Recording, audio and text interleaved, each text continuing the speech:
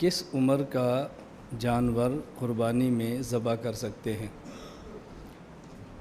جو جانور قربانی میں ذبح ہوں گے، بکرا، بکری، دمبا، بھیڑ، مینڈا، دمبی، بیل، گائے، بھینس اور اونٹ، بنیادی طور پر تو یہ 4 قسم کے بنتے ہیں: بکرا، بکری اور بھیڑ اور دمبا، گائے، بھینس اور اونٹ، یہ 4 قسم کے ہیں۔ ان میں یہ بات یاد رکھیں کہ قربانی میں جو جانور ذبح کریں گے اس میں اتفاق ہے کہ وہ مسنہ ہونا چاہیے۔ بکری بکرا ہو تب مسنہ، بھیڑ دمبا ہو تب مسنہ، گائے بھینس ہو تب مسنہ، اونٹ ہو تب مسنہ۔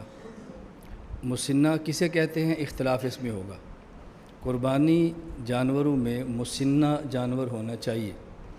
صحیح مسلم باب سن الاضحیہ کے اندر روایت موجود ہے، حضرت جابر بن عبداللہ رضی اللہ تعالیٰ عنہ فرماتے ہیں رسول اکرم صلی اللہ علیہ وسلم نے ارشاد فرمایا لا تذبحوا الا مسنۃ، قربانی میں مسنہ جانور ذبح کرو، الا ان یسر علیکم، اگر مشکل پیش آئے اور مسنہ نہ ملے، فتذبحوا جزۃ من الضأن، اذان کہتے ہیں بھیڑ اور دمبی کو، بھیڑ دمبا اس میں سے تم جزا قربانی میں دے سکتے ہو۔ تو ایک ہے مسنہ اور ایک ہے جزا۔ جزا کسے کہتے ہیں اس میں تو اتفاق ہے کہ اگر بکری یا بکرا ہو، اس میں جزا کہتے ہیں جس کی عمر 6 ماہ ہو، دمبا اور بھیڑ ہو اس کا جزا ہوتا ہے جس کی عمر 6 ماہ ہو اور دیکھنے میں سال کے برابر لگے، گائے کا جزا وہ ہوتا ہے جس کی عمر 2 سال ہو، بھینس کا جزا جس کی عمر 2 سال ہو اور اونٹ کا جزا جس کی عمر 4 سال ہو۔ تو ان جانوروں میں سے بکری اور بکرا جزا 6 ماہ کا دیکھنے میں 1 سال کا لگے، اس کی قربانی جائز نہیں ہے۔ بھینس اور گائے اس کا جزا جو 2 سال کا ہو اس کی قربانی جائز نہیں ہے۔ اونٹ کا جزا جس کی عمر 4 سال ہو، جزا کہتے ہیں، اس کی قربانی بھی جائز نہیں ہے۔ ہاں البتہ بھیڑ اور دمبا یا دمبی، مینڈا، ان میں سے 6 ماہ کا جانور ہو اور دیکھنے میں سال کا لگے تو اس کی قربانی کرنا جائز ہے۔ باقی بکری اور بکرا، گائے اور بھینس اور بیل، اس کا جزا اس کی قربانی جائز نہیں ہے۔ کیوں؟ حدیث پاک میں لا تذبحوا الا مسنہ، مسنہ کی قربانی کرو اور جزا کی نہ کرو۔ لیکن دمبا اور دمبی، بھیڑ اور مینڈا اس کی کیوں جائز ہے کہ رسول اکرم صلی اللہ علیہ وسلم اس کی خود اجازت دی ہے الا جزۃ من الضأن۔ یہ مسئلہ ایسا ہے جس کا تعلق قیاس سے نہیں ہے، اور اگر کوئی مسئلہ حدیث پاک سے، آیت کریمہ سے ثابت ہو اور وہ قیاس کے مطابق نہ ہو، قیاس سے ہٹ کر ہو، قیاس سے ماورا ہو، غیر مدرک بالقیاس ہو، تو اس کے بارے میں اصول فقہ کا ضابطہ یہ ہے کہ جو مسئلہ نص سے ثابت ہو اور غیر مدرک بالقیاس ہو اس کو خاص مورد پر بند رکھتے ہیں، اس سے تجاوز نہیں کرتے۔ خاص جس موقع کے لیے مسئلہ بیان کیا اسی موقع پر رکھتے ہیں، آگے کی علت تو ہے نہیں، علت مشترکہ جس کی بنیاد پر اس کا آگے ہم آگے لے جاتے، آگے تو اس کو لے جا نہیں سکتے۔ میں نے اس لیے گزارش کی ہے کہ ذہن میں رکھ لو کہ جو جانور ہم قربانی میں ذبح کرتے ہیں، بکرا، بکری، دمبا، دمبی، بھیڑ، مینڈا اور بھینس اور گائے اور اونٹ، ان میں ایک جانور ہے جسے کہتے ہیں مسنہ اور ایک کہتے ہیں جسے کہتے ہیں جزا۔ بکری اور بکرا اس کا جزا 6 ماہ کا دیکھنے میں 1 سال کا، اس کی قربانی جائز نہیں ہے۔ گائے کا جزا جس کی عمر 2 سال ہو، بھینس کا کٹا جس کی عمر 2 سال ہو، جزا اس کی قربانی جائز نہیں ہے۔ اونٹ کا جزا 4 سال کی عمر، اس کی قربانی جائز نہیں ہے۔ ہاں بھیڑ، دمبا، دمبی، مینڈا یہ 6 سال کا ہو جو دیکھنے میں 1 سال کا لگے، اس کے جزا کی قربانی کرنا جائز ہے۔ باقی جانوروں میں مسنہ ہو تو قربانی کریں گے، مسنہ نہیں ہوگا تو قربانی نہیں کریں گے۔ اب مسنہ کیسے کہتے ہیں؟ اس پر اہل سنت والجماعت اور غیر مقلدین کا اختلاف ہے۔ اہل سنت والجماعت کا موقف یہ ہے مسنہ بکری اور بکرا، بھیڑ اور دمبا وہ ہے جس کی عمر 1 سال ہو، اور مسنۃ البقر، مسنۃ الجاموس، گائے اور بھینس کا مسنہ وہ ہے کہ جس کی عمر 2 سال ہو۔ مسنۃ الابل، اونٹ اور اونٹنی کا مسنہ وہ ہے جس کی عمر 5 سال ہو۔ یہ ہمارا موقف ہے۔ غیر مقلدین کا موقف یہ نہیں، وہ کہتے ہیں مسنہ اسے کہتے ہیں یہاں پر دانت کا اعتبار کریں گے، عمر کا اعتبار نہیں کریں گے۔ 2 دانتا ہو اسے کہتے ہیں مسنہ، قربانی کریں گے۔ 2 دانتا نہ ہو اس کی قربانی نہیں کریں گے۔ یہاں یہ بات اچھی طرح سمجھ لیں کہ جب ہم کہتے ہیں نا 2 دانتا، پنجابی میں کہتے ہیں دوندا، تو عام بندہ سمجھتا ہے کہ 2 دانتا کا معنی یہ ہے کہ اس کے 2 دانت اگے ہیں، حالانکہ جانوروں میں 2 دانتا کا معنی ہوتا ہے کہ اس کے 2 دانت گرے ہیں۔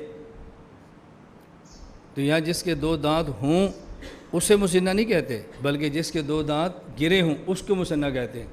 تو جانوروں میں 2 دانتا اور دوندا کا معنی ہے کہ اس کے دانت 2 گرے ہوئے ہیں۔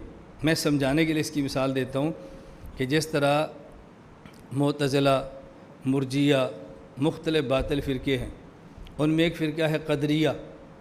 قدریہ اس کو نہیں کہتے جو تقدیر کا قائل ہو، قدریہ اس کو کہتے ہیں جو تقدیر کا منکر ہو۔ جو جس طرح قدریہ وہ فرقہ جو تقدیر کا منکر ہے، اسی طرح 2 دانتا کا معنی کہ وہاں 2 دانت موجود نہیں ہے بلکہ 2 دانت گرے ہوئے۔ بچہ انسان کا پیدا ہوتا ہے تو اس کے دانت نہیں ہوتے، وہ دانت پیدا ہونے شروع ہوتے ہیں۔ جانور کا بچہ پیدا ہو تو دانت ہوتے ہیں اور دانت گرنے شروع ہوتے ہیں۔ تو یہاں پیدا ہونے شروع ہوا، گرنے شروع ہوتے ہیں، اس لیے اس کو 2 دانتا کہتے ہیں۔ تو غیر مقلدین کے ہاں 2 دانتا ہو تو ٹھیک ہے، 2 دانتا نہ تو پھر قربانی نہیں کر سکتے۔ ہمارے دلائل وہ بہت آسان ہیں کہ حدیث پاک میں ہے، رسول اکرم صلی اللہ علیہ وسلم نے ارشاد فرمایا کہ لا تذبحوا الا مسنۃ، کہ جانور وہ ذبح کرو قربانی میں جو مسنہ ہو۔ اب مسنہ کا معنی کیا ہے؟ فقہاء نے اس کا معنی بیان کیا ہے کہ مسنہ کہتے ہیں السنی کو، سا کے ساتھ السنی، اور سنی کا معنی کیا ہوتا ہے؟ السنی من الغنم ابن سنۃ، بکری اور بکرا، بھینس، مینڈا اور بھیڑ، اس کا سنی ہے جو 1 سال کا ہو۔ والسنی من البقر ابن سنتین، گائے اور بھینس کا سنی وہ جس کی عمر 2 سال ہو۔ والسنی من الابل، اور اونٹ کا سنی اور مسنہ وہ جس کی عمر 5 سال ہو۔ تو فقہاء نے جو سنی کا معنی بیان کیا ہے مسنہ، یعنی عمر کا اعتبار کرنا، ہم عمر کا اعتبار کرتے ہیں، دانتوں کا اعتبار ہرگز نہیں کرتے۔ لیکن غیر مقلدین کا موقف یہ ہے کہ نہیں، مسنہ سے مراد 2 دانتا ہے۔ ان کی دلیل کیا ہے کہ حدیث پاک میں ہے لا تذبحوا الا مسنہ، دلیل ان کی بھی یہی حدیث ہے کہ مسنہ ذبح کرو۔ اب مسنہ کا معنی کیا ہے؟ کہتے ہیں مسنہ کا معنی ہوتا ہے سنی، اور لغت میں سنی کا معنی ہوتا ہے 2 دانتا، لہٰذا ہم کہتے ہیں کہ 2 دانتا ذبح کرو، اس سے عمر کا کوئی تعلق نہیں ہے۔ آپ اس کے بڑے آسان سے جواب سماعت فرمائیں۔ نمبر 1 جواب، ہم کہتے ہیں مسنہ کا معنی سنی ہے، اور سنی کا معنی 2 دانتا بھی ہے، اور سنی کا معنی عمر والا بھی ہے۔ لغت میں دونوں معنی آتے ہیں، جس طرح سنی کا معنی 2 دانتا آتا ہے، اسی طرح سنی کا معنی عمر والا بھی ہے۔ مختار الصحاح میں ہے والسنی الذی یلقی سنیتہ، کہ سنی وہ ہے جو اپنے 2 دانت گرا دے، یہ بھی آتا ہے۔ اور قاموس میں ہے المسن عمر رسیدہ، عمر والا۔ المنجد میں ہے المسن بوڑھا جانور، یعنی عمر والا۔ اب لغت میں تو معنی عمر والا بھی آ گیا، لغت میں معنی 2 دانتا بھی آ گیا۔ اب ہم یہاں معنی کون سا لیں؟ یہ مسئلہ شریعت کا ہے، یہ مسئلہ لغت کا نہیں ہے۔ اگر مسئلہ لغت کا ہو اس میں اہل فن جو لغویین ہیں ان پر اعتماد ہوتا ہے، اور جب مسئلہ شریعت کا ہو تو پھر اس میں لغت والوں کا نہیں، اعتماد اہل فن یعنی فقہاء پر ہوتا ہے۔ امام ترمذی رحمۃ اللہ علیہ نے باب غسل میت کے تحت ایک مسئلہ بیان کیا، اور اس کے بعد فیصلہ یہ فرمایا وَكَذَلِكَ قَالَ الْفُقَهَاءُ، اس مسئلے پر فقہاء یوں فرماتے ہیں وَهُمْ أَعْلَمُ بِمَعَانِ الْأَحَادِيثِ، اور حدیث کا معنی فقیہ زیادہ جانتا ہے۔ تو جب فقیہ معنی زیادہ جانتا ہے تو پھر فقہاء سے پوچھیں گے۔ اس لیے ہم نے کہا کہ لغت میں ایک معنی نہیں، دونوں معنی ہیں، اور ہم لغت کا وہ معنی لیں گے کہ جو معنی فقہاء بتائیں گے، اس لیے ہم اس کا معنی عمر والا کرتے ہیں، 2 دانتا نہیں کرتے۔ نمبر 2، دیکھیں حدیث پاک میں وضاحت کے ساتھ موجود ہے، رسول اکرم صلی اللہ علیہ وسلم نے فرمایا کہ لا تذبحوا الا مسنۃ، قربانی میں جانور وہ ذبح کرو جو مسنہ ہو، الا ان یسر علیکم فتذبحوا جزعۃ من الضان، اور اگر مسنہ تمہیں نہ ملے تو تم جزعۃ من الضان 6 ماہ کا دمبا جو 1 سال کے برابر اس کو کر سکتے ہو۔ اب بات یہ ہے، اصل حکم دیا گیا کہ مسنہ ذبح کرو، اور مسنہ کا متبادل جزع من الضان ہے 6 ماہ کا دمبا۔ تو اگر مسنہ میں 2 دانتہ مراد ہوتا اور 2 دانتہ نہ ملتا، اس کے بدلے میں جو متبادل جانور ہوتا اس سے عمر کا تعلق نہ ہوتا، اس میں دانتوں کا تعلق ہوتا۔ تو مسنہ کے بدلے میں یہ کہنا کہ 6 ماہ کا جانور، اس سے معلوم ہوتا ہے کہ اصل 2 دانتہ نہیں ہے، اصل وہ جانور ہے کہ جس کی عمر 1 سال ہو، کیونکہ 1 سال کا ذرا بڑا ہوتا ہے، وہ بڑا 1 سال والا نہیں مل رہا، تمہیں دمبا 6 ماہ کا ملا جو دیکھنے میں 1 سال کے برابر ہے، تو قربانی اس کی جا سکتی ہے۔ تو مسنہ کے متبادل 6 ماہ عمر والا جانور قربانی میں جائز قرار دینا اس بات کی دلیل ہے کہ مسنہ سے مراد 2 دانتہ نہیں ہے، بلکہ مسنہ سے مراد 1 سال والا ہے۔ اب بات سمجھ آ رہی ہے نا؟ قربانی میں جانور ذبح کون سا کرو؟ مسنہ، اور مسنہ نہ ملے تو پھر جو مسنہ کی طرح ہو لیکن ہو 6 ماہ کا۔ اس کا معنی اصل یہ کہ سال کا ہو، اور جب سال کا نہ ملے، عمر تھوڑی ہو لیکن دیکھنے میں سال کا لگے، تو جو دیکھنے میں سال کا لگے گا وہ دانتوں سے لگے گا، وہ قد کاٹ سے لگے گا۔ اس سے معلوم بنیاد عمر ہے، بنیاد اس کے دانت نہیں ہے۔ یہاں 2 باتیں سمجھ لیں۔ نمبر 1، یہ جو حدیث پاک میں ہے کہ لا تذبحوا الا مسنۃ الا ان یسر علیکم، مسنہ کی قربانی دو، اگر مسنہ ملنا مشکل ہو تو پھر 6 ماہ کا دمبا دے دو۔ یہ قید احترازی نہیں ہے، قید اتفاقی ہے۔ قید احترازی کا معنی ہوتا ہے کہ اگر 1 سال والا نہ ملے تو پھر 6 ماہ والا دیں، اور اگر 1 سال والا ملے تو 6 والا نہیں دے سکتے، یہ قید احترازی ہے۔ اور قید اتفاقی کا معنی کہ اگر 1 سال والا ملے تو بھی 6 ماہ والا دے سکتے ہیں، 1 سال والا نہ ملے تو بھی دے سکتے ہیں۔ اب یہ جو آپ نے فرمایا کہ 1 سال والا مسنہ دو، اور اگر یہ مشکل ہو تو 6 ماہ والا دے دو، یہ قید اتفاقی ہے، قید احترازی نہیں۔ 6 ماہ سال والا ملے تب بھی 6 ماہ والا دے سکتے ہیں، نہ ملے تب بھی دے سکتے ہیں۔ یہ قید اتفاقی ہے، قید احترازی نہیں۔ یہ نہ سمجھنا اگر کہیں مسنہ ملتا ہو تو جزا جائز نہیں ہے، مسنہ ملتا ہو تو جزا پھر بھی جائز ہے۔ ہاں، اتنی بات میں نے عرض کر دی ہے کہ جزا من الضان، دمبا اور بھیڑ 6 ماہ کا 1 سال کے برابر لگے تو قربانی دے سکتے ہیں۔ باقی اگر گائے 1 سال کی دیکھنے میں 2 سال کی لگے اس کی قربانی نہیں دے سکتے۔ اگر اونٹ 4 سال کا دیکھنے میں 5 سال کا لگے اس کی قربانی نہیں دے سکتے، کیونکہ مسئلہ غیر مدرک بالقیاس ہے، قیاس سے ماورا ہے، اور قیاس کے مخالف یا ماورا اگر کوئی مسئلہ ہو تو اس کو مورد پر بند رکھتے، اس سے آگے اس کے تجاوز کی گنجائش نہیں ہوتی۔ دوسرا فائدہ کہ جانور جو قربانی میں ذبح کرنا ہے تو کیا اس جانور کے سارے اعضاء کھا سکتے ہیں یا بعض اعضاء ایسے ہیں جو نہیں کھا سکتے؟ مصنف عبدالرزاق میں روایت موجود ہے، السنن الکبریٰ للبیہقی کے اندر روایت موجود ہے، باب ما یکرہ من الشاۃ، اس کے اندر حضرت مجاہد فرماتے ہیں قال کان رسول اللہ صلی اللہ علیہ وسلم یکرہ من الشاۃ سبعا، نبی کریم صلی اللہ علیہ وسلم بکری کے 7 اعضاء کو کھانا ناپسند فرماتے تھے، مکروہ سمجھتے۔ نمبر 1 الدم، خون۔ خون سے مراد وہ ہے جو خون ذبح کرتے وقت رگ سے نکلے، جسے دم مسفوح کہتے ہیں، یہ خون حرام ہے۔ یہ مسئلہ سمجھ لینا، جانور کو ذبح کریں اور خون رگوں کا نکل جائے، جانور ذبح ہو گیا، اس کے بعد جانور کے گوشت سے اگر خون نکلے تو وہ حرام نہیں ہوتا۔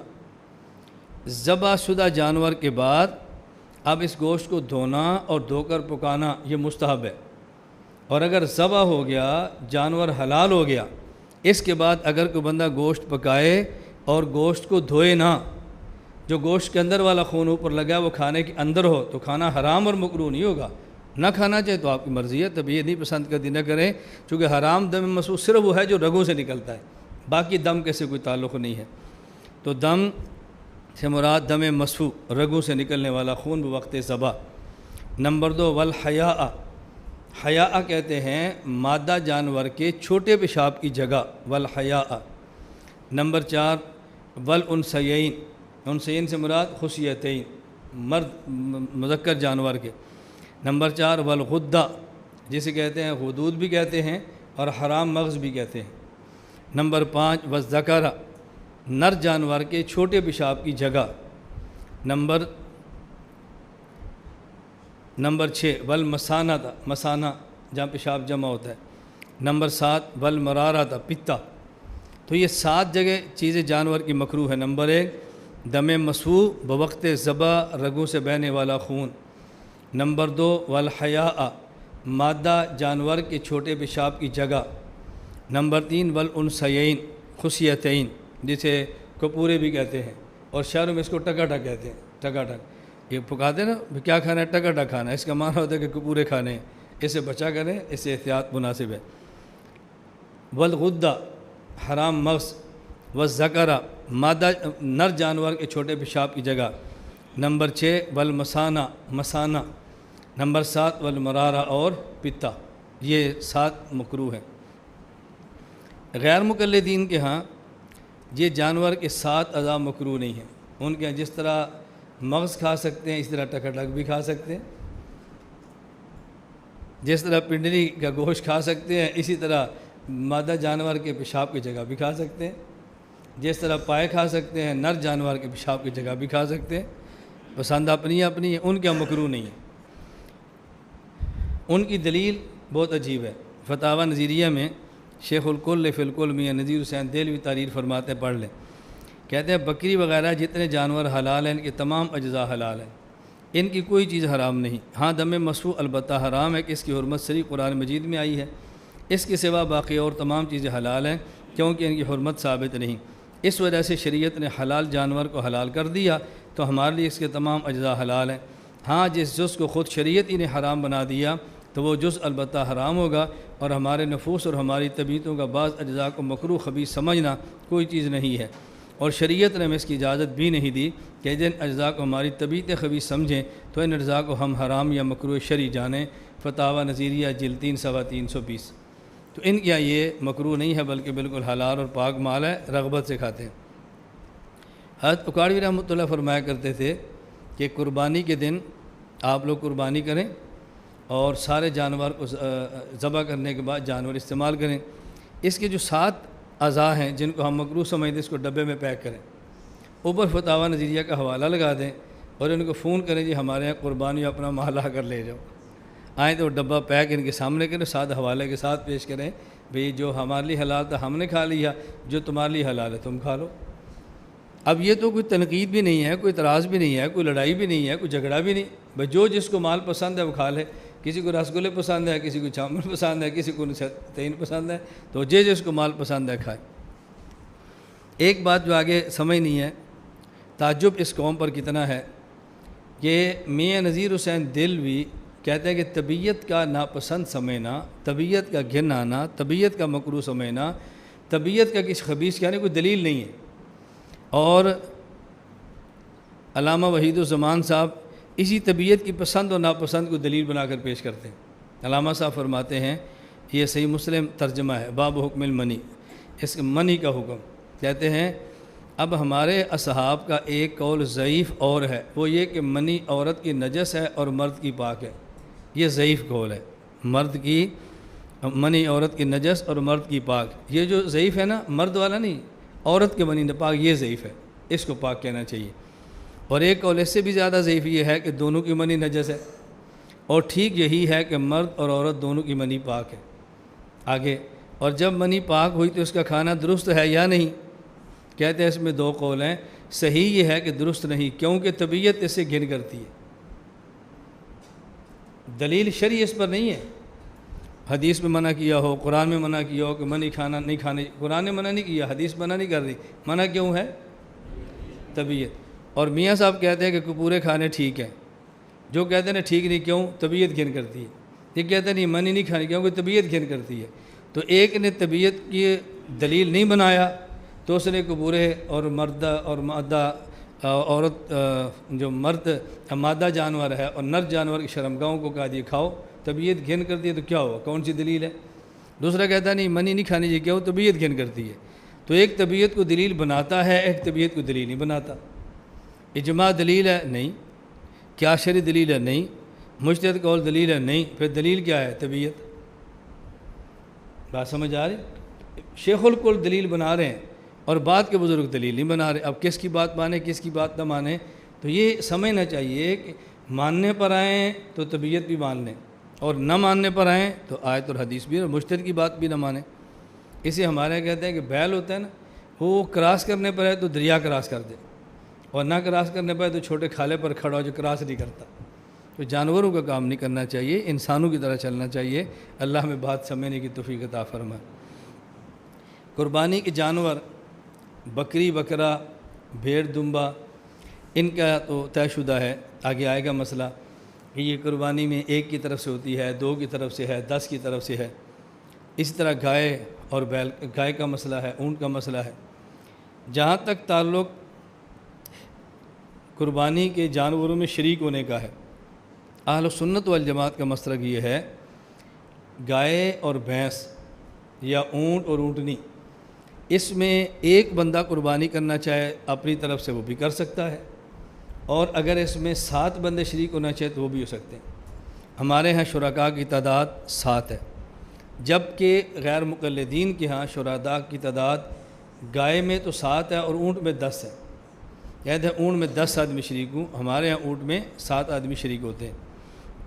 ہماری دلیل نمبر 1 صحیح مسلم باب الاشتراک فی الہدی، حضرت جابر رضی اللہ عنہ فرماتے ہیں خرجنا مع رسول اللہ صلی اللہ علیہ وسلم محلین بالحج، نبی کریم صلی اللہ علیہ وسلم کے ساتھ ہم حج کے لیے گئے، فامرنا رسول اللہ صلی اللہ علیہ وسلم ان نشترک فی الابل والبقر کل 7 منا فی بدنۃ، رسول اکرم صلی اللہ علیہ وسلم نے ہمیں حکم دیا کہ ہم گائے میں بھی 7 آدمی شریک ہوں اور ہم اونٹ کے اندر بھی 7 آدمی شریک ہوں۔ دلیل نمبر 2 یہ بھی صحیح مسلم باب الاشتراک فی الہدی کے اندر روایت موجود ہے، حضرت جابر رضی اللہ عنہ فرماتے ہیں نحرنا مع رسول اللہ صلی اللہ علیہ وسلم عام الحدیبیہ، ہم نے حدیبیہ والے ساتھ قربانی کی رسول اکرم صلی اللہ علیہ وسلم کے ساتھ، اور آپ کی موجودگی میں جانور ذبح کیے، البدنۃ عن 7 والبقرہ عن 7، گائے بھی 7 آدمیوں کی طرف سے تھی اور اونٹ بھی 7 آدمیوں کی طرف سے تھا۔ ان دونوں دلیلوں میں فرق یہ ہے، حضرت جابر رضی اللہ عنہ والی پہلی روایت یہ قولی ہے کہ اللہ کے نبی نے فرمایا، حضور پاک نے حکم دیا، ہم 7 گائے میں شریک اور 7 اونٹ میں شریک۔ دوسری حدیث فعلی ہے کہ ہم نے قربانی یوں کی کہ 7 ہی اونٹ میں شریک ہوئے اور 7 ہی گائے کے اندر، تو ایک حدیث قولی ہے اور ایک حدیث فعلی ہے، یہ ذہن نشین فرما لیں۔ غیر مقلدین کے ہاں اگر گائے ہوں تو 7 آدمی شریک ہوں، اونٹ ہو تو 10 آدمی۔ دلیل کہتے ہیں جامع ترمذی میں روایت موجود ہے، حضرت عبداللہ بن عباس رضی اللہ عنہما فرماتے ہیں کننا مع رسول اللہ صلی اللہ علیہ وسلم فی سفر، ہم رسول اکرم صلی اللہ علیہ وسلم کے ساتھ ایک سفر میں تھے، فحضر الاضحیٰ، قربانی کا دن آ گیا، قربانی کا وقت آ گیا، فاشترکنا فی البقرۃ 7، ہم گائے میں 7 آدمی شریک ہوئے، وفی البعیر 10، اور اونٹ میں 10 آدمی شریک ہوئے۔ اس سے معلوم ہوتا ہے کہ گائے میں 7 ہے اور اونٹ کے اندر 10 آدمی ہیں۔ جواب سنیں، پہلا جواب یہ ہے، حضرت امام ترمذی رحمۃ اللہ علیہ دونوں روایتیں لائے ہیں۔ حضرت امام ترمذی رحمۃ اللہ علیہ پہلے حدیث ابن عباس لائے کہ جس سے ثابت ہوا کہ اونٹ کے اندر 10 آدمی شریک ہوں، اور پھر حدیث جابر لائے کہ جس سے ثابت ہوا کہ اونٹ کے اندر 7 آدمی شریک ہوں۔ تو پہلے 10 والی روایت اور پھر 7 والی روایت نقل کرنے کے بعد امام ترمذی فیصلہ کرتے ہیں والعمل علی ھذا عند اہل العلم من اصحاب النبی صلی اللہ علیہ وسلم، کہ نبی کریم صلی اللہ علیہ وسلم کے صحابہ کرام کا جو عمل تھا وہ 10 حصوں والی نہیں تھا بلکہ 7 والی پر تھا۔ اس سے کیا ثابت ہوا؟ نہیں سمجھے، اس سے ثابت کیا ہوا کہ امام ترمذی نے حدیثیں 2 نقل کی، اور پھر دونوں حدیثوں میں سے صحابہ کا عمل کس پر تھا؟ وہ 10 والی پر نہیں تھا بلکہ 7 والی پر تھا۔ اور ضابطہ کیا ہے؟ اذا تنازع الخبران عن النبی صلی اللہ علیہ وسلم، اگر اللہ کے نبی سے ایک مسئلے پر 2 حدیثیں آ جائیں تو نظر الی ما عمل به بعدہ اصحابہ، اللہ کے نبی کے صحابہ کو دیکھ انہوں نے عمل کس پر کیا تھا، تو صحابہ کرام نے جو عمل کیا وہ 7 والی پر کیا، 10 والی پر نہیں کیا۔ صحابہ کرام نے 10 حصے والی حدیث کو چھوڑا وہ حدیث متروک ہو گئی، اور 7 والی پر عمل کیا تو یہ حدیث معمول ہو گئی۔ اب امام ترمذی بتانا چاہتے ہیں کہ حدیث ابن عباس جس سے ثابت ہے ان میں 10 آدمی شریک ہوں، یہ حدیث عملاً متروک ہے، اور حدیث جابر جس سے ثابت ہے کہ اونٹ میں 7 آدمی شریک ہو، یہ حدیث معمول ہے۔ تو جب 2 حدیثیں آ جائیں، ایک صحابہ کا متروک ہو جائے، ایک صحابہ کا معمول ہو جائے، عمل اس پہ کرتے ہیں جو حدیث معمول ہونا کہ حدیث متروک ہو۔ یہ بات سمجھ آ گئی؟ اس کو تھوڑا سا اور میں دوسرے انداز میں کہہ لوں، اس کو ذرا سمجھ لیں۔ سنت کسے کہتے ہیں؟ سنت کہتے ہیں الطریقۃ المرضیۃ المسلوکۃ فی الدین، ایسا طریقہ جو پسندیدہ بھی ہو اور پھر وہ طریقہ آگے چلا بھی ہو۔ اب اس عمل پیغمبر کو لے کر چلنے والے صحابہ کرام ہوتے ہیں، تو رسول اکرم صلی اللہ علیہ وسلم کی وہ حدیث جس کو لے کر صحابہ چل پڑیں اس کو سنت کہتے ہیں، اور جو اس کو لے کر صحابہ نہ چلیں نہ پھیلائیں وہ حدیث کی حد تک رہتی ہے، سنت نہیں بنتی۔ تو سنت بننے کے لیے ضروری ہے اس عمل کو صحابہ کرام آگے لے کر چلیں۔ تو صحابہ کرام نے 10 والی حدیث کو چھوڑ دیا اور 7 والی کو لیا، تو معلوم اب آپ کا سنت جو محبوب طریقہ ہے وہ 10 والا نہیں ہے بلکہ 7 والا ہے۔ جواب نمبر 2 سمجھیں، اگر ایک مسئلے پر 2 حدیثیں ہوں اور ایک محدث اس مسئلے پر دونوں حدیثیں نقل کرے، تو عام طور پر محدثین کا مزاج اور مبارک عادت یہ ہے کہ ان کے ہاں جو حدیث منسوخ ہوتی ہے اس کو پہلے ذکر فرماتے ہیں، اور جو حدیث ان کا ناسخ ہوتی ہے اس کو بعد میں ذکر فرماتے ہیں۔ حضرت امام نووی رحمۃ اللہ علیہ نے باب الوضوء مما مست النار کے تحت یہ ضابطہ بیان فرمایا ہے۔ وہ ایک حدیث بیان فرمائی کہ رسول اکرم صلی اللہ علیہ وسلم ارشاد فرمائے الوضوء مما مست النار، اگر آگ پر پکی چیز کو بندہ استعمال کرے، مثلا چائے پی لی، کہتا ہے وضو ٹوٹ جائے گا، روٹی کھائی وضو کے بعد وضو ٹوٹ جائے گا، اگر وضو کیا اور پھر کھانا استعمال کیا سالن، وضو ٹوٹ جائے گا۔ پھر حدیث لائے حضرت امام مسلم رحمۃ اللہ علیہ کہ رسول اکرم صلی اللہ علیہ وسلم نے وضو فرمایا، نماز کے لیے تشریف لے جانے لگے، آپ کی خدمت میں گوشت اور روٹی ہدیے میں پیش گئی، آپ نے اس کو استعمال فرمایا، وما مسامان، اور آپ نے وضو نہیں فرمایا۔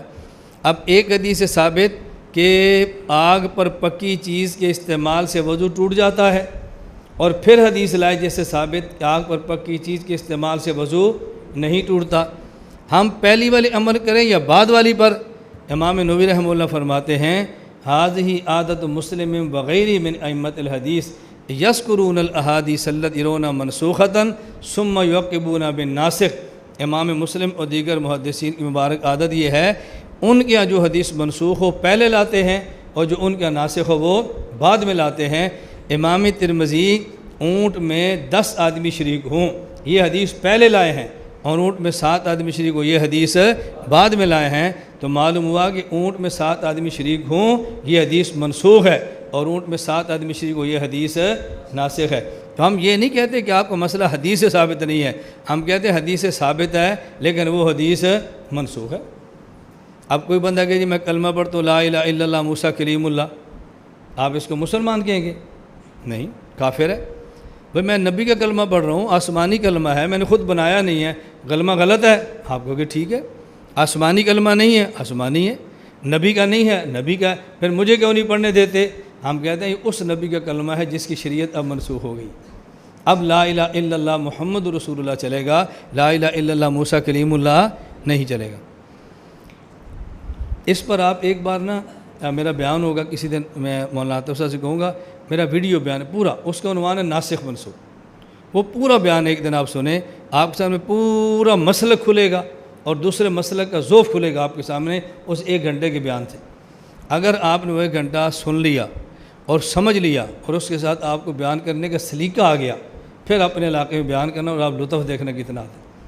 سننے والے کو آئے نہ تمہیں خود لطف آئے گا کہ مزیدار بیان ہے اگر آپ کو کرنا آ گیا تو۔ جواب نمبر 3 سمجھیں، حضرت جابر رضی اللہ تعالیٰ عنہ کی جو حدیث ہے وہ قولی ہے، امرنا رسول اللہ صلی اللہ علیہ وسلم ان نشترک فی البقرہ، اللہ کے نبی نے حکم دیا، یہ قولی ہے، اور ابن عباس والی حدیث یہ فعلی ہے، ہم حضور پاک کے ساتھ تھے اور ہم نے گائے میں 7 آدمی شریک ہوئے، اونٹ میں 10 ہوئے، یہ فعلی ہے، اور حدیث جابر وہ قولی ہے۔ حدیث قولی حدیث فعلی آ جائے تو حدیث فعلی مرجوح ہوتی ہے اور حدیث قولی راجح ہوتی ہے، اس لیے حدیث جابر راجح ہے۔ اور اگلی بات مزے کی یہ ہے کہ حدیث جابر قولی بھی ہے، حدیث جابر فعلی بھی ہے۔ صرف قولی ہوتی ہے تب ہی اس کو ترجیح تھی، لیکن صرف قولی نہیں ہے بلکہ فعلی بھی ہے۔ جابر خود فرماتے ہیں کہ ہم حدیبیہ کے سال اللہ کے نبی صلی اللہ علیہ وسلم کے ساتھ تھے اور ہم نے قربانی کی، 7 آدمی گائے میں شریک ہوئے اور 7 ہی آدمی اونٹ کے اندر شریک ہوئے۔ ایک دلیل اور ذہن میں رکھ لیں، یہ دلیل لکھی ہے، آگے جو حدیث آ رہی ہے اگلے مسئلے پر دلائل ہے، اس کو بھی اسی مسئلے کی دلیل میں نوٹ کر لیں۔ وہ دلیل کیا ہے؟ سنن ابن ماجہ میں روایت موجود ہے، حضرت عبداللہ بن عباس رضی اللہ عنہ فرماتے ہیں کہ رسول اکرم صلی اللہ علیہ وسلم کے پاس ایک شخص آیا، اس نے کہا ان علیہ بدنتن، اللہ کے نبی میرے ذمے بڑا جانور ہے۔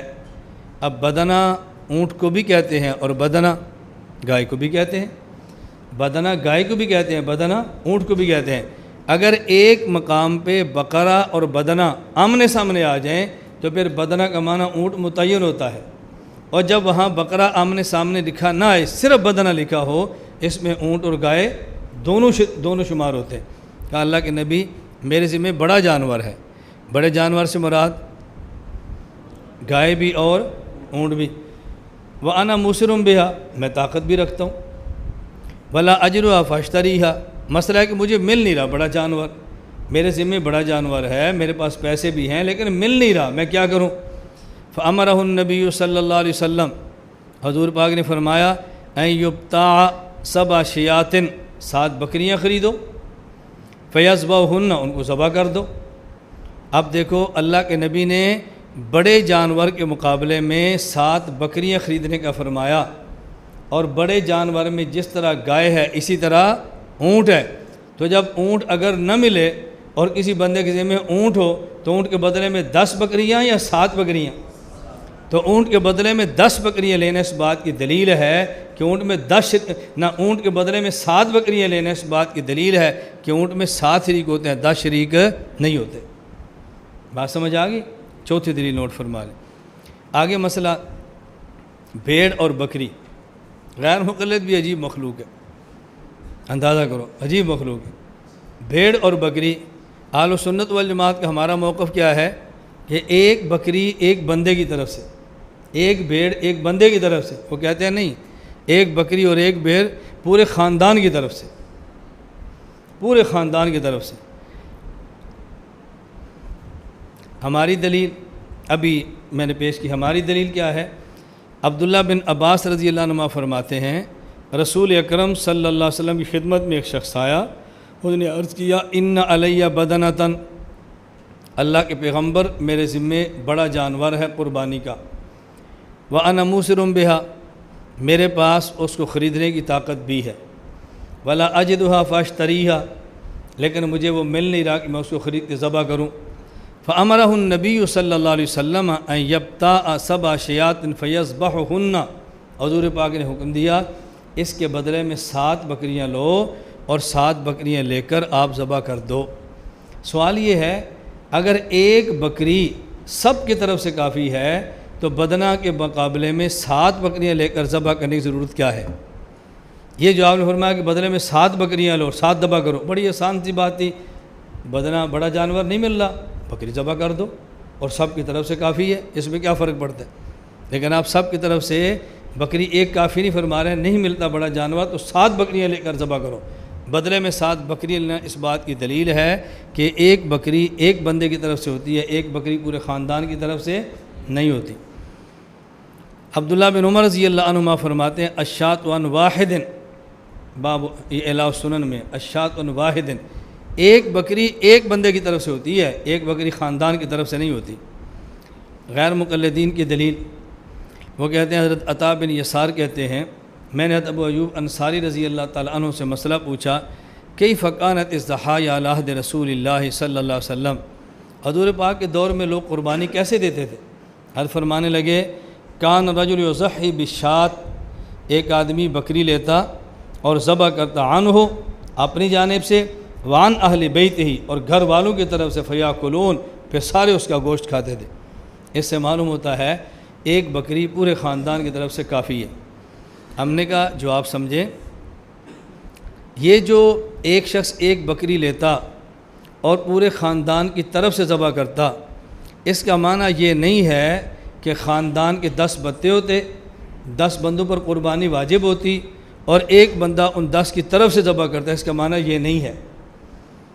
اس کا مطلب یہ ہے کہ اپنے اوپر قربانی واجب ہے، یہ بندہ قربانی اپنی ذبح کرتا ہے، اور خاندان والوں کی طرف سے معنی یہ نہیں ہے کہ جو صاحب نصاب ہے اس کی طرف سے کرتا ہے، نا، گھر کا سربراہ ہے اور گھر کا سربراہ میں باقی بچے ہیں، بچوں کے اوپر قربانی واجب ہی نہیں ہے، تو یہ ایک قربانی کرے گا اور یہ پورے گھر والوں کے شمار کو سارے کھائیں گے۔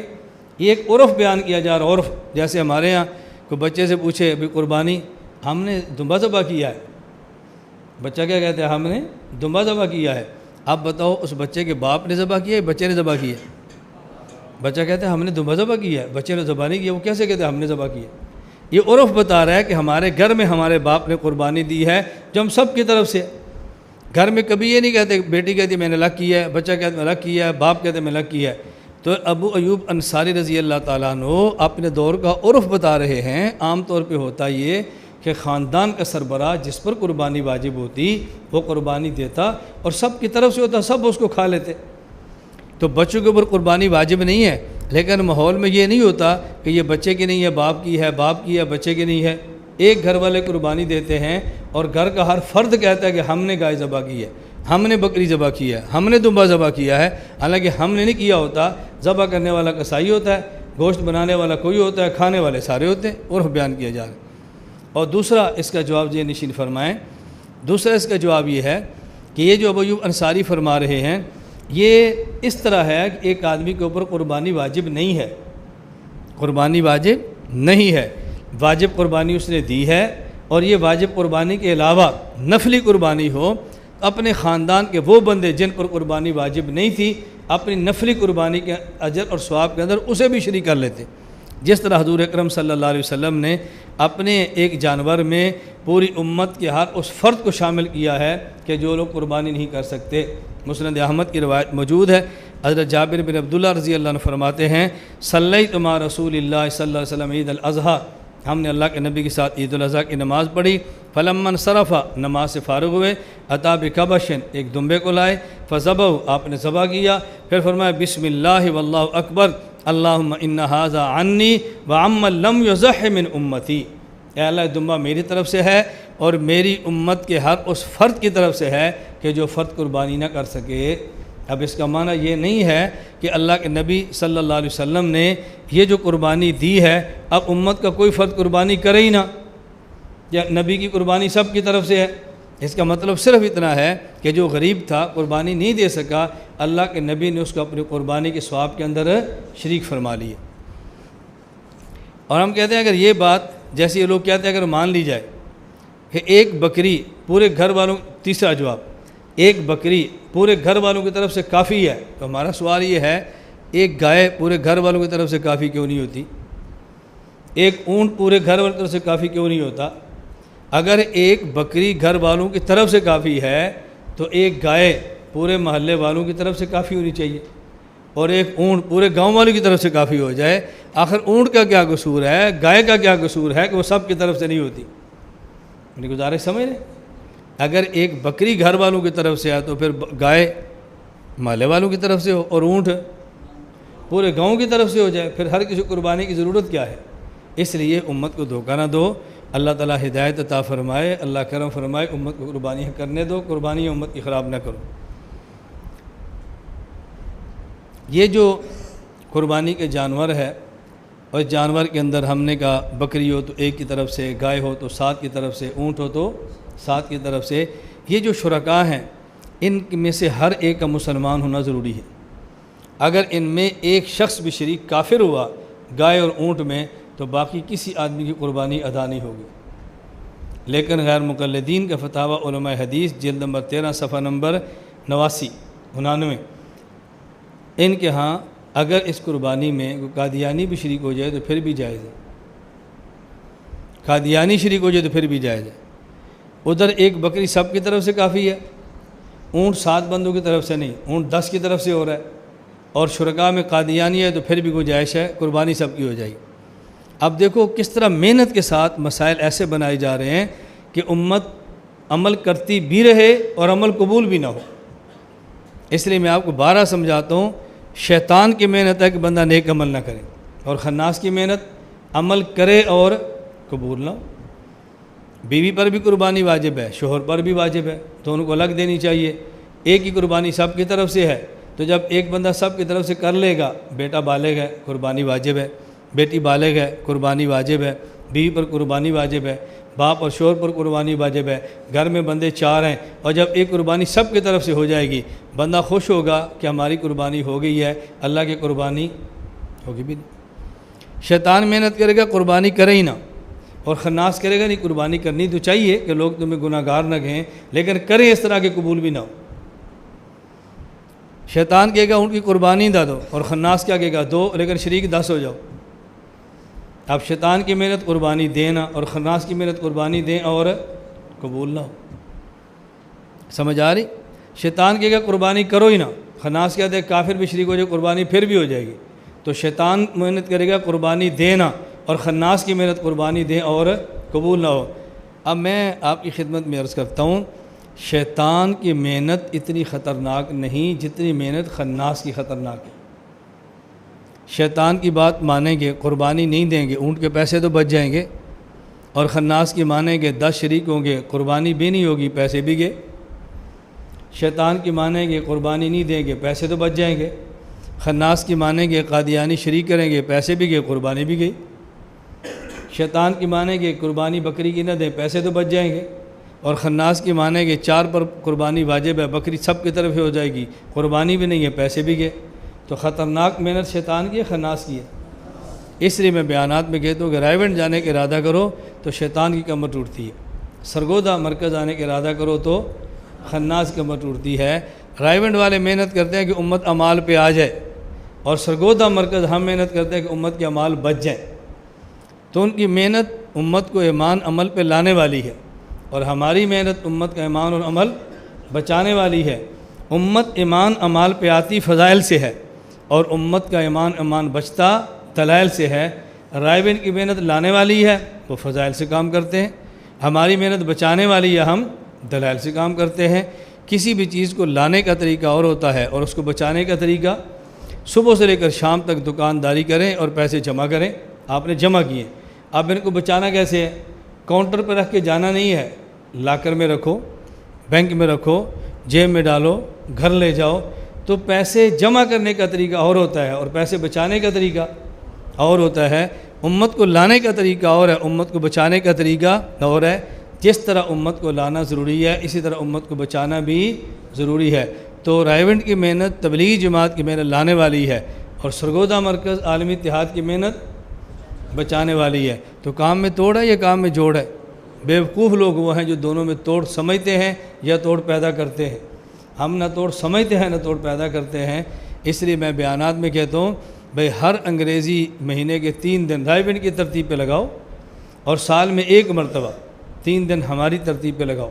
ان کے لیے میں آپ سے 11 سروزے مانگتا ہوں اور اپنے لیے 1 مانگتا ہوں۔ تو اس طرح میں مانگتا ہوں، اگر اس طرح تبلیغ والے بھی شروع ہو جائے نا، بھائی نہیں 11 سروزے ہمیں دو، 1 سروزہ مولانا گومن کو دو، آپ دیکھ رہے ہیں امت آئے گی بھی، امت بچے گی بھی۔ تو بڑے دل کا تقاضا ہی ہوتا ہے نا بندہ سب کی بات کرے۔ یہ تو چھوٹا دل ہے کہ آدمی ایک کی بات کرے، ایک کی بات نہ کرے۔ ہم تو اپنے ساری مسئلے کی ساری جماعتوں کی بات کرتے ہیں، بھئی ساری جماعتیں ہماری ہیں، سارا کام۔ آپ پورا 1 سال پڑھیں، 1 سال کے بعد آپ دیکھنا اگر ایک بندے کو بھی ہم یہ ترغیب دیں تم ہماری جماعت میں شامل ہو کر کام کرو، ایک بندے کو بھی ترغیب نہیں دیتے۔ جو مدرسہ ہے وہاں کام کریں، جس جماعت ہے وہاں کام کریں، جن سے منسلک ہے وہاں کام۔ ہم ایک شخص کو بھی اپنی جماعت میں شرکت کی دعوت نہیں دیتے۔ آ جائے ہم قبول کرتے ہیں، نہ آئے ہم دعوت نہیں دیتے۔ اپنی اپنی جماعتوں میں کام کرو۔ مسلک دیوبند کی ساری جماعتیں ہماری جماعتیں ہیں۔ آپ کسی بھی جماعت کو مستحکم کرو گے نا، ہم سمجھیں گے آپ نے ہمیں مضبوط کیا۔ میری گزارش سمجھ آ گئی؟ بس میں بار بار کہتا ہوں نا، اس مزاج کو سمجھو، اس مزاج کو سمجھو، پھر کسی جماعت کے بڑھنے سے تمہیں تکلیف نہیں ہوگی، ہاں کسی کے کم ہونے سے تمہیں تکلیف ہوگی کہ ہمارے حضرات کم کیوں ہیں۔ اللہ ہمیں بات سمجھنے کی توفیق دے۔ قربانی کا وقت، ہمارے ہاں 2 قسم کے لوگ ہیں۔ نمبر 1 شہر والے اور بڑے دیہات والے جن پر جمعہ واجب ہے، فرض ہے، ایک وہ چھوٹے دیہات والے جو جمعے کی شرائط نہیں اور جمعہ نہیں ہے۔ جو شہر اور بڑے دیہات والے جہاں جمعہ ہوتا ہے، عید کی نماز ہوتی ہے، تو انہیں چاہیے عید کی نماز کے بعد قربانی کریں۔ اگر یہ عید کی نماز سے پہلے قربانی کریں گے تو قربانی نہیں ہوگی اور دوبارہ کرنی پڑے گی۔ دلیل صحیح بخاری میں روایت موجود ہے، کتاب الاضاحی باب ذبح بعد الصلاۃ کے تحت حضرت براء بن عازب رضی اللہ عنہ فرماتے ہیں، میں نے نبی کریم صلی اللہ علیہ وسلم سنا، آپ نے خطبہ دیا اور فرمایا، ان اول ما نبدأ به من یومنا ھذا، ہم آج کے دن سب سے پہلا کام یہ کریں گے، ان نصلی، نماز پڑھیں گے، ثم نرجع، نماز پڑھ کے باہر نکلیں گے عیدگاہ سے، وننحر، اور قربانی کریں گے، فمن فعل فقد اصاب سنتنا، جس آدمی نے ایسے کیا، پہلے نماز پھر قربانی، اس نے ہمارے طریقے پر عمل کیا۔ ومن نحر فإنما لحم يقدمه لأهله ليس من النسك في شيء، اور جس نے عید کی نماز سے پہلے جانور ذبح کیا، وہ گوشت ہے گھر والوں کو کھلا دیا، اس کو قربانی کا اجر نہیں ملے گا۔ لیکن اگر عید اور جمعہ نہیں ہوتا، چھوٹا سا دیہات ہے، تو پھر عید سے پہلے بھی کر سکتے ہیں، عید کے بعد بھی کر سکتے ہیں، پھر کوئی حرج کی بات نہیں ہے۔ اور جہاں جمعہ ہوتا ہے، عید ہوتی ہے، وہاں یہ کام نہ کریں، بلکہ نماز عید پڑھنے کے بعد قربانی دیں۔ قربانی کے ایام کتنے ہیں؟ اہل سنت والجماعت کے ہاں قربانی کے ایام 3 ہیں، 10 ذی الحج، 11 ذی الحج اور 12 ذی الحج۔ اور یہ کب سے کب تک چلیں گے؟ بعد طلوع الفجر من الیوم الاول الی غروب الشمس من الثانی عشر، طلوع فجر کے بعد یہ ایام شروع ہو جائیں گے۔ قربانی عید کے بعد کرنی ہے، لیکن ایام شروع ہو جائیں گے۔ اور کب تک چلیں گے؟ 12ویں تاریخ مغرب کی نماز تک۔ ہمارے دلائل نمبر 1 قرآن کریم میں ہے، لِيَشْهَدُوا مَنَافِعَ لَهُمْ وَيَذْكُرُوا اسْمَ اللَّهِ فِي أَيَّامٍ مَّعْلُومَاتٍ، سورۃ الحج آیت نمبر 28۔ مومن کو چاہیے اپنے نفع کی جگہ پر موجود ہوں، اور جو مخصوص دن ہیں ان دنوں میں چوپایوں پر اللہ کا نام لیں۔ یہ ایام معلومات مخصوص دن کون سے ہیں؟ حضرت عبداللہ بن عمر رضی اللہ عنہ فرماتے ہیں، فل معلومات یوم النحر و یومان بعدہ، 10 ذی الحج اور 2 دن اس کے بعد 11 اور 12۔ تفسیر ابن ابی حاتم الرازی۔ اور یہ عبداللہ بن عمر صحابی ہیں، اور جب صحابی آیت کی تفسیر کریں تو میں بارہا کہہ چکا ہوں، تفسیر الصحابی الذی شاہد الوحی والتنزیل فإنہ حدیث مسند، یہ حدیث مسند ہوتی ہے، تو گویا حدیث سے ثابت ہے یہ 3 دن ہیں۔ نمبر 2 سلمۃ بن اکوع رضی اللہ عنہ فرماتے ہیں، رسول اکرم صلی اللہ علیہ وسلم نے ارشاد فرمایا، من ضحى منکم فلا یصبحن بعد ثالثۃ وبقی فی بیتہ منہ شیء، کہ جو شخص قربانی کرے اس کو چاہیے کہ 3 دن کے اندر اندر اپنا گوشت ختم کرے، 3 دن کے بعد اس کے گھر میں قربانی کا گوشت نہیں ہونا چاہیے۔ یہ حدیث صحیح بخاری باب ما یؤکل من لحوم الاضاحی کے اندر موجود ہے۔ جب قربانی کا گوشت 3 دن سے زائد رکھنے کی اجازت نہیں، تو 3 دن کے بعد قربانی کرنے کی اجازت کیسے ہو سکتی ہے؟ 10، 11، 12 ذی الحج کے بعد قربانی کا گوشت رکھنے کی اجازت نہیں، تو قربانی کرنے کی اجازت کیسے ہو سکتی ہے؟ لہذا قربانی کے دن 3 ہیں۔ اب کسی کے ذہن میں سوال آئے گا کہ 3 دن کے بعد قربانی گوشت نہیں رکھ سکتے؟ رسول اکرم صلی اللہ علیہ وسلم نے یہ حکم پہلے دیا تھا، اور بعد میں آپ نے اس حکم کو ختم فرما دیا اور فرمایا، کلوا الاضاحی وادخروا، آپ قربانی کے گوشت چاہو تو ان 3 دنوں میں کھاؤ، اور چاہو تو اس کے ذخیرہ کرو اور دیر تک کھاتے رہو۔ پہلے حکم یہ تھا کہ 3 دن سے زائد قربانی کا گوشت رکھنا جائز نہیں، پھر حکم بدل گیا، قربانی کا گوشت جب تک رکھنا چاہیں رکھ سکتے ہیں۔ اب اس پر سوال ہوگا، اچھی طرح سمجھ لیں کہ آپ نے دلیل کے طور پر کہا کہ قربانی کا جو بندہ قربانی کرے تو 3 دن سے زائد اس کے پاس قربانی کا گوشت نہیں ہونا چاہیے، تو جب 3 دن سے زائد قربانی کا گوشت رکھنا جائز نہیں ہے تو قربانی کرنا جائز کیسے ہوگا؟ اور اس کے بعد آپ نے کہا یہ حکم تو بدل گیا، ختم ہو گیا، اب قربانی گوشت پورا سال بھی رکھنا چاہیں تو رکھ سکتے ہیں۔ ہم نے کہا بات سمجھیں، یہ حکم اگر بدلا ہے کہ قربانی کا گوشت 3 دن کے بعد بھی رکھ سکتے ہیں، اس کی بنیاد پر بندہ کو یہ کہے کہ نہیں 3 دن کے بعد جب گوشت رکھ سکتے ہیں تو قربانی بھی کر سکتے ہیں. تو ہمارا سوال یہ ہے قربانی کا گوشت 3 دن کے بعد کتنے دن رکھ سکتے ہیں؟ وہ جو پورا سال رکھ سکتے ہیں. تو پھر قربانی پورا سال کر سکتے ہیں؟ نہیں جی پورا سال تو نہیں کر سکتے. تو پھر آپ کی دلیل کیسے بنے گی؟ بات سمجھ آ گئی ہو؟ اگر کوئی بندہ چوتھے دن کی قربانی پر یوں دلیل پکڑے کہ جب 3 دن سے زائد گوشت رکھنے کی اجازت نہیں تھی تو 3 دن کے بعد قربانی کی اجازت بھی نہیں تھی، تو جب 3 دن کے بعد اب گوشت کی اجازت مل گئی ہے اب تو قربانی کی اجازت ملنی چاہیے نا. ہم نے کہا اب جو اجازت ملی ہے وہ 4 دن کی نہیں ملی، پورے سال کی مل گئی ہے، تو پھر قربانی چوتھے دن نہیں پورے سال کی بات کرو. نہیں یہ تو جائز نہیں ہے. میں نے کہا پھر وہ جائز کیسے ہے؟ استدلال اور جواب سمجھ گئے نا. چلیں نمبر 3، حضرت علی رضی اللہ عنہ فرماتے ہیں النحر ثلاثۃ ایام، قربانی کے دن 3 ہیں. احکام القرآن للطحاوی اور متہمہ مالک میں ہے. نمبر 4، عبداللہ بن عباس رضی اللہ عنہ فرماتے ہیں النحر یومان بعد یوم النحر وافضلها یوم النحر، احکام القرآن للطحاوی، کہ قربانی کے دن 10 اور 10 کے بعد 11 اور 12 اور افضل ترین دن وہ 10 کا ہے. غیر مقلدین کے یہاں قربانی 10، 11 اور 12 اور 13 یہ 4 دن تک کر سکتے ہیں. ان کی دلیل کہتے ہیں اسن الکبریٰ باب من قال الاضاحی جائز یوم النحر، اس کے تحت حدیث موجود ہے. حضرت نافع بن جبیر بن مطعم اپنے والد جبیر ابن مطعم رضی اللہ عنہ سے نقل کرتے ہیں رسول اکرم صلی اللہ علیہ وسلم نے ارشاد فرمایا ایام التشریق کلھا ذبح، تشریق کے سارے ایام ذبح اور قربانی کے دن ہیں.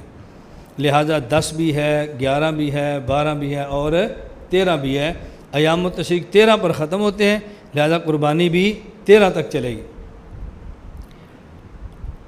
اس کا کئی جواب ہیں.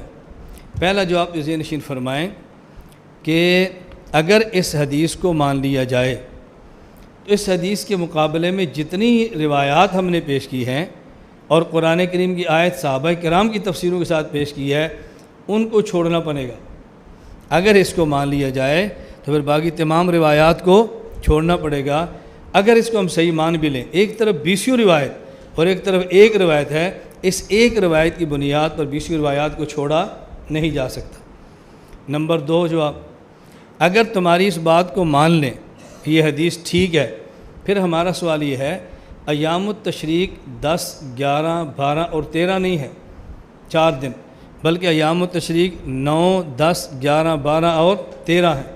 تو ایام التشریق 4 نہیں ہے بلکہ 5 ہیں. ایام التشریق ان ایام کو کہتے ہیں جہاں نمازوں کے بعد تکبیرات پڑھی جاتی ہیں وہ ایام. اگر اس حدیث کی بنیاد پہ آپ نے 13 کو شامل کیا ہے تو پھر اس حدیث کی بنیاد پر 9 تاریخ کو بھی شامل کرو، جبکہ 9 کو شامل کرنے کا کوئی بھی قائل نہیں ہے. اس کا وہ جواب دیں گے یعنی اس دلیل کا تقاضا تو یہ تھا کہ ہم ایام التشریق چونکہ 5 ہیں، قربانی کا ایام 5 مانتے، لیکن ہم نے 9 ذی الحج کو خارج کر دیا ہے اجماع امت کی وجہ سے کہ اجماع امت ہے قربانی کا ایام 4 ایام امت ہے، اجماع امت ہے کہ ایام تشریق 9 سے شروع ہوتے ہیں، لیکن 9 تاریخ قربانی کا دن نہیں ہے. ہم نے اجماع امت کی وجہ سے خارج کیا. ہم نے کہا جس اجماع کی وجہ سے آپ نے 9 کو خارج کیا ہے ہم اسی اجماع کی وجہ سے 13 کو خارج کر دیتے ہیں. تو جس طرح امت کا اجماع ہے کہ 9 تاریخ قربانی کا دن نہیں ہے، اسی طرح اجماع ہے کہ 13 تاریخ بھی قربانی کا دن نہیں ہے. اچھا پھر چوتھی بات ان سے پوچھیں، اگر تمہاری بات مان لی جائے تو قربانی اگر تم 4 دن کرو 10، 11، 12 اور 13، ایام تشریق 13 کا دن ہے لیکن مغرب تک نہیں ہے بلکہ عصر تک ہے. 13 ذی الحج کو عصر کی نماز کے وقت تکبیرات تشریق ختم ہو جاتی ہیں. اب سوال ہے کہ عصر سے مغرب تک 13 ذی الحج کو قربانی کر سکتے ہیں یا نہیں؟ اگر آپ کہتے ہیں کر سکتے ہیں، ہم کہتے ہیں تشریق کا وقت تو ختم ہو گیا، اب تشریق کا وقت تو نہیں ہے تکبیرات کا، تو قربانی کیسے آپ کریں گے؟ بات سمجھ آ رہی ہے؟ ایام التشریق آپ قربانی کیسے، وہ تو عصر پر ختم ہوتی ہے، یہ مغرب تک تو تشریق کی تکبیرات چلتی ہی نہیں ہے. اگر آپ نے کرنا ہے پھر 13 ذی الحج مغرب تک چلو، مغرب تک چلتے ہیں پھر مغرب کی تکبیرات تشریق ثابت کرو. اگر عصر کو تکبیرات تشریق ختم ہو گئی ہیں تو پھر عصر تک آپ کی قربانی بھی ختم ہو جانی چاہیے. پھر مغرب تک آپ کس بنیاد پر لے کر جاتے ہو؟ اور یہ جواب جو سند کے اعتبار سے اس کو نوٹ فرمائیں. ہم کہتے ہیں اس کی روایت میں ایک راوی ہے معاویہ بن یحییٰ الصدفی، جس کے بارے میں یحییٰ بن معین رحمہ اللہ فرماتے ہیں معاویہ بن یحییٰ الصدفی لا شیء، اس کی کوئی حیثیت نہیں ہے. ابو زرع الرازی فرماتے ہیں احادیثہ کلھا مقلوبۃ، اس کی حدیثوں میں تبدیلی آتی ہے، بدلتا رہتا ہے. ابن ابی حاتم الرازی فرماتے ہیں احادیثہ کلھا مقلوبہ. علامہ ذابی فرماتے ہیں ضعفوہ، محدثین نے ضعیف قرار دیا ہے الکاشف کے اندر. بات سمجھ آ گئی؟ اور ایک اور جو ابھی سند کے حوالے سے ہے، ابن ابی حاتم الرازی نے معاویہ بن یحییٰ الصدفی عن الزہری عن سعید بن المسیب عن ابی سعید خدری یہ روایت نقل کی، اور اپنے والد ابو حاتم الرازی کا فیصلہ نقل کیا ھذا الحدیث کذب بھذا الاسناد. العلل ابن ابی حاتم الرازی کہ یہ حدیث اس سند کے ساتھ جھوٹ ہے. اور ایک اور مقام پر فرمایا ھذا حدیث موضوع، یہ خود حدیثی من گڑت ہے. تو یہ 5 جواب ذہن نشین فرما لیں. اور چھٹا ہم بطور فائدہ کی یہ بات عرض کرتے ہیں کہ جس طرح 10، 11، 12 ذی الحج قربانی کے دن ہم مانتے ہیں، اسی طرح غیر مقلدین کے بعض علماء جو غیر مقلدین کے ہاں تحقیق کے بہت بڑے فائز پر مقام ہیں، ان کے ہاں بڑے مقام پر فائز ہیں، تو ان کی برائے یہی ہے کہ قربانی کے دن 3 ہیں، 10، 11 اور 12.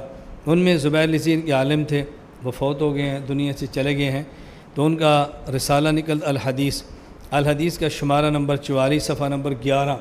وہ کہتے ہیں ہم بھی اس بات کے قائل ہیں کہ قربانی کے دن 3 ہیں، 4 نہیں ہیں. ہاں ایک بات انہوں نے اس میں لکھ دی کہ ہماری تحقیق میں یہی راجی ہے کہ قربانی کے دن 3 ہیں. آئے کہتے ہیں اور امام مالک وغیرہ نے بھی اسی کو ترجیح دی. اب دیکھو امام مالک چھوٹے ہیں، امام ابو حنیفہ بڑے ہیں. وہ یہ کہہ سکتے تھے کہ امام ابو حنیفہ نے بھی اس کو ترجیح دی ہے، لیکن امام ابو حنیفہ کا نام لیا، امام مالک کا نام لیا، ان کو وغیرہ میں شامل کر دی. امام مالک وغیرہ نے بھی اس کو ترجیح دی ہے. یہ امام ابو حنیفہ رحمۃ اللہ علیہ سے ایک بغض کی علامت ہے.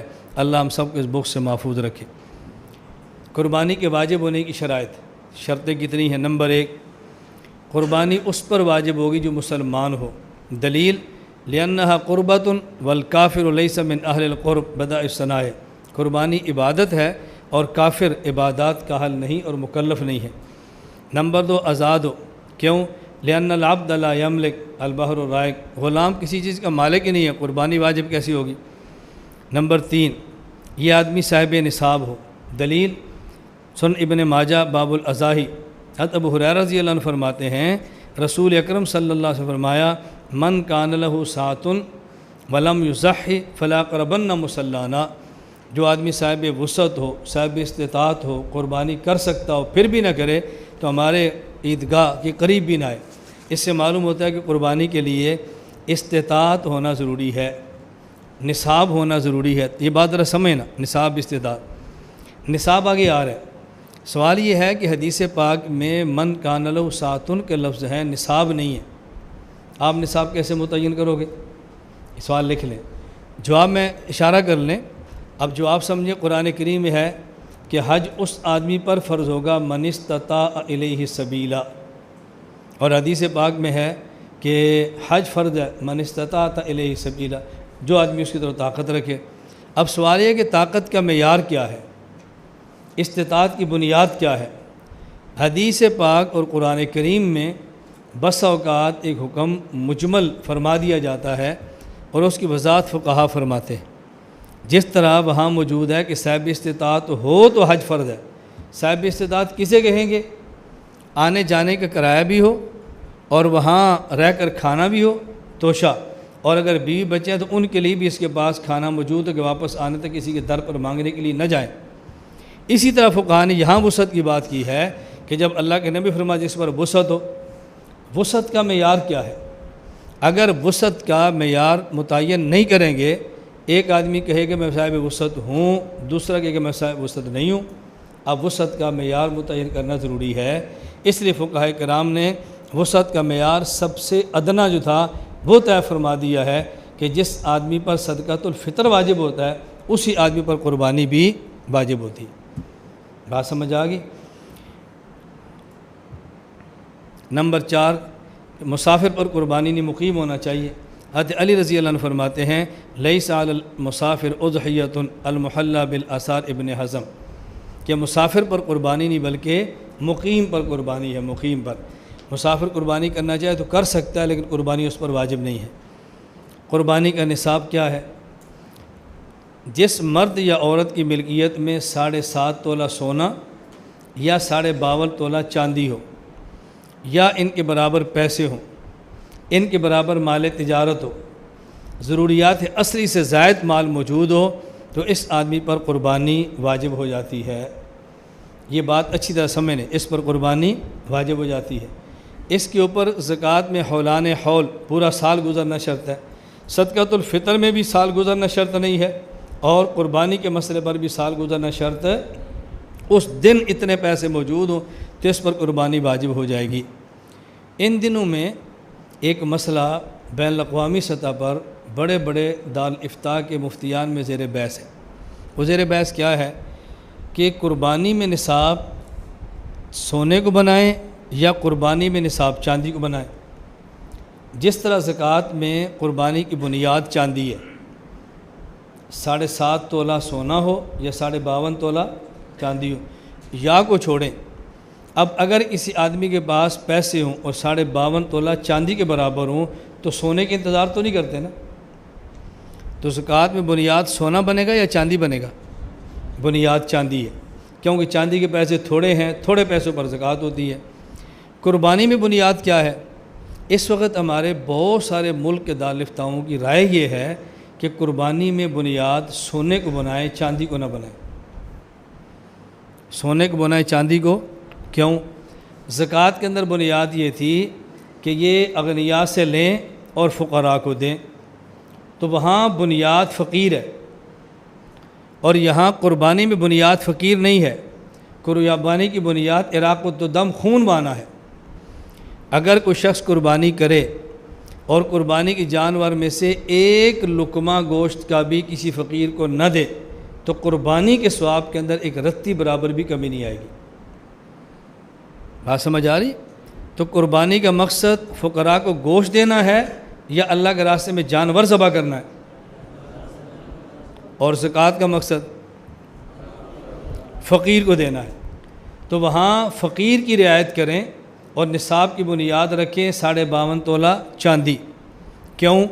اگر 7.5 تولہ سونا رکھیں گے تو 7.5 تولہ سونا کے برابر پیسے لوگوں کے پاس کم ہوں گے، بہت کم ہے، جن 7.5 تولہ ہوں گے تو فقیروں کو پیسے کم ملیں گے، اور جب 52.5 تولہ رکھیں گے تو فقیروں کو پیسے زیادہ ملیں گے، زیادہ لوگوں پر زکوٰۃ فرض ہو جائے گی نا۔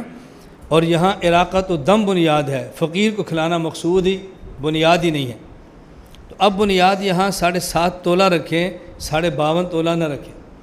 ایک آدمی کے پاس 52.5 تولہ کے چاندی کے پیسے موجود ہیں، ان دنوں میں کتنے بنتے ہیں؟ تقریباً 32,000۔ اب 32,000 موجود ہے اور قربانی اس پہ فرض ہو جاتی ہے، اور قربانی کا حصہ ہے 10,000، اور اس سے مقصود فقیر کو کھلانا بھی نہیں، مقصد صرف ذبح کرنا ہے۔ بات سمجھ آ رہی؟ تو 32,000 بندے پر حرج ہوگا نا۔ اب بنیاد کس کو بنائیں؟ 7.5 تولہ سونا، اور 7.5 تولہ سونے کا کتنے کا اس دور میں؟ تقریباً 50-55 ہزار کا بنتا ہے۔ آپ اس کو 3.25 لاکھ کر لیں نا، 3.5۔ اب دیکھو بالفرض میں کہ 3.5 کچھ اوپر نیچے کر لیں، 52.5 تولہ چاندی بنے گی 32,000 کی، اور 7.5 تولہ سونا بنے گا 3.5 لاکھ، 3.5 کر لیں۔ اب اگر زکوٰۃ کی بنیاد بنائیں 3.5 لاکھ ہوگا تو زکوٰۃ فرض ہوگی، تو زکوٰۃ کم لوگوں پر فرض ہوگی نا، تو فقیر کا نقصان ہو جائے گا۔ اور بات سمجھ آ رہی ہے؟ اگر بنیاد بنا رہے ہیں 32,000، اب زکوٰۃ زیادہ فرض ہوگی اور غریبوں کا فائدہ زیادہ ہوگا۔ اور قربانی میں اگر بنیاد بناتے ہیں 3.5 لاکھ تو کم لوگوں پر قربانی فرض ہوگی، اور 32,000 بنیاد بنائے پھر قربانی زیادہ پر فرض ہوگی۔ اچھا، قربانی میں مقصود فقیر کو کھلانا ہے یا خون بہانا ہے؟ اب بنیاد زیادہ پیسہ رکھ لو تاکہ امت حرج سے بچ جائے، اور وہاں بنیاد چاندی رکھ لو تاکہ فقیر کا زیادہ نفع ہو۔ اس لیے اس وقت دارالافتاؤں میں زیر بات چل رہی ہے کہ دونوں میں بنیاد کیا رکھیں۔ بات سمجھ آ گئی؟ عام طور پہ تو مسئلہ وہی بتاتا ہے جو میں نے پہلے سمجھا دیا ہے، لیکن یہ دوسرا مسئلہ ذہن میں رکھ لیں، اگر آپ کے سامنے کوئی فتویٰ آ جائے، کوئی دار الافتاء ہے، تو آپ کو یہ شبہ نہ رہے کہ جی تخصص فی الافتاء کرتے تو اچھا تھا۔ اب دیکھو نا، یہ مسئلہ تو یہاں پر ہے ہی نہیں اور مفتیوں کو پتہ ہے، اس لیے ہم نے آپ کو وہ مسئلہ بھی بتا دیا ہے تاکہ آپ کے ذہن میں رہے۔ اور جس طرح میں پوری وضاحت آپ سے کر رہا ہوں نا، یہ آپ کے ساتھ پڑھنے والے تخصص فی الافتاء والے شاید اتنی وضاحت نہ کر سکے جو میں سمجھا رہا ہوں۔ اور یہ جو میں نے بات کی ہے، آپ اس کا تکرار کریں، آپ اس کو پھر بار بار کہیں، ہر طالب علم بیان میں اس کو لائے تاکہ آپ کو بیان کرنا ہے کہ اس مسئلے میں اختلاف کی وجہ کیا ہے۔ سمجھ آ گئی بات آپ کو؟ چلیں، ذبح کون کرے؟ اہل سنت والجماعت کے ہاں ضروری ہے کہ ذبح کرنے والا مسلمان ہو اور یا اہل کتاب ہو۔ اہل کتاب بھی نہ ہو، مسلمان بھی نہ ہو تو پھر اس کا ذبیحہ حلال نہیں ہے۔ قرآن کریم میں ہے وَطَعَامُ الَّذِينَ أُوتُوا الْكِتَابَ حِلٌّ لَكُمْ، اور یہاں طعام سے مراد پکا ہوا کھانا نہیں ہے، یہاں سے مٹھائی سموسے مراد نہیں ہے، طعام سے مراد ہے ذبائحہم۔ عبداللہ بن عباس رضی اللہ عنہ فرماتے ہیں طعامہم ذبائحہم، صحیح بخاری باب ذبائح اہل الکتاب۔ تو مسلمان ذبح کرے تو بھی ٹھیک اور اہل کتاب ذبح کرے تو بھی ٹھیک، اس کے علاوہ کافر کو ذبح کرے تو پھر یہ قربانی جائز نہیں ہوگی۔ ہاں البتہ غیر مقلدین کیا کافر بھی ذبح کرے تب بھی قربانی ہو جائے گی، ان کا مسئلہ ہے۔ وحید الزمان غیر مقلد کنز الحقائق میں لکھتے ہیں ذبیحۃ الکافر حلال اذا ذبح للہ وذکر اسم اللہ عند ذبح، کہ کافر ذبح کرے گا تو ٹھیک ہو جائے گی۔ شیعہ اگر ذبح کرے اس کا ذبیحہ بھی حلال نہیں ہوگا، اور ان کے یہاں شیعہ کا ذبیحہ بھی حلال ہے۔ میاں نذیر حسین دہلوی کہتے ہیں فتاویٰ نظیریہ میں واضح ہو کہ ذبیحہ اہل تشیع کا کھانا حلال ہے کیونکہ اہل اسلام میں سے ہیں الیاذ باللہ۔ تو ذبح کرنے والا مسلمان ہونا چاہیے یا اہل کتاب، اس کے علاوہ کوئی ذبح کرے گا تو قربانی جائز نہیں ہوگی۔